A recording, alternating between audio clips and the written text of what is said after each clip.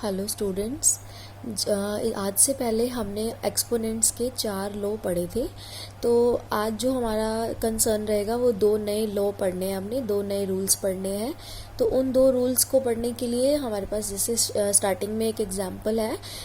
देखो जैसे यहाँ पर है 3⁻³ whole raise to power 2 equals to 3⁻6। तो आपको ये चेक करना है कि ये जो लेफ्ट हैंड साइड है वो राइट हैंड साइड के इक्वल है या नहीं। तो हम लेफ्ट हैंड साइड को एक्सपेंड करते हैं। जैसे हमारे पास क्या है 3⁻³ होल रेज़ टू पावर 2।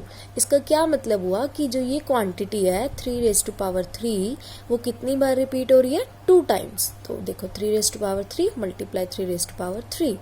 और आपको एक रिजल्ट पता है a⁻m multiply a⁻m multiply a⁻n equals to a⁻m+n। तो क्या रिजल्ट था, जब बेस सेम हो तो पावर्स क्या हो जाती हैं, ऐड। तो हम यहाँ पे देखो बेस सेम है 3 और 3, तो पावर्स क्या हो जाएंगी, add. 3 + 3 we get 3⁻6 which is our right hand side. देखो एक एग्जाम्पल और ले लो, 2⁻² होल टू द पावर 4। अब ये 2⁻² कितनी बार रिपीट हो रहा है, 4 टाइम्स। तो इसको मैंने 4 टाइम्स लिख दिया। बेस सबका 2 है, सबका सेम है, तो पावर्स क्या हो जाएंगी, ऐड। तो मुझे क्या मिल जाएगा, 2⁸8। तो यहाँ से हमें एक पैटर्न मिल रहा है।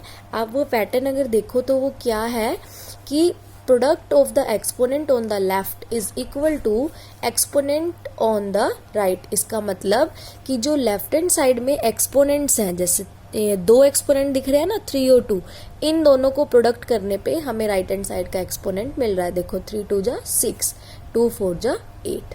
ठीक है, तो हमें ये ऐसा कोई क्वेश्चन आएगा तो इतनी कैलकुलेशन करने की ज़रूरत नहीं है, सीधा ये रूल अप्लाई कर देंगे। क्या कि हम लेफ्ट हैंड साइड के एक्सपोनेंट्स की मल्टीप्लाई कर देंगे और हमें राइट हैंड साइड का एक्सपोनेंट मिल जाएगा। ठीक है, तो इस रूल का नाम क्या है, पावर ऑफ अ पावर।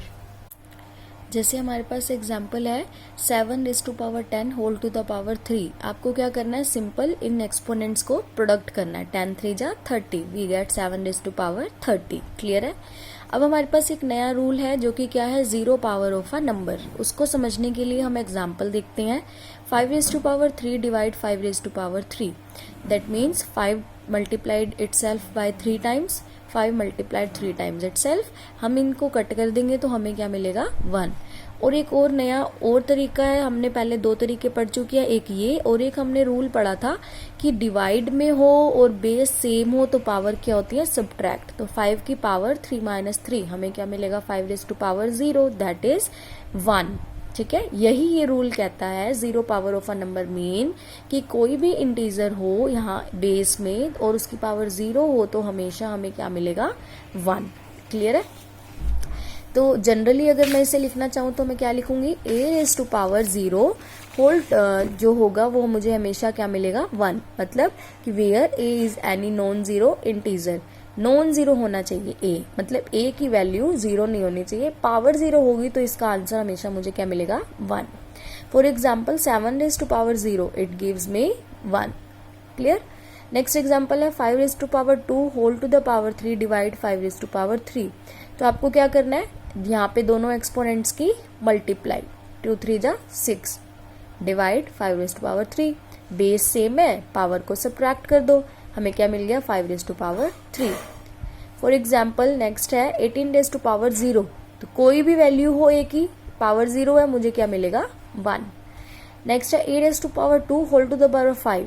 तो दोनों एक्सपोनेंट्स की मल्टीप्लाई कर दो, 2 × 5 = 10। जो आपका होमवर्क रहेगा वो क्या है, सोल्व क्वेश्चन 1 का part 9th and 10th of exercise 13.2 and question 2 part 3rd and 4th on page number 255 of NCERT book. Thank you students.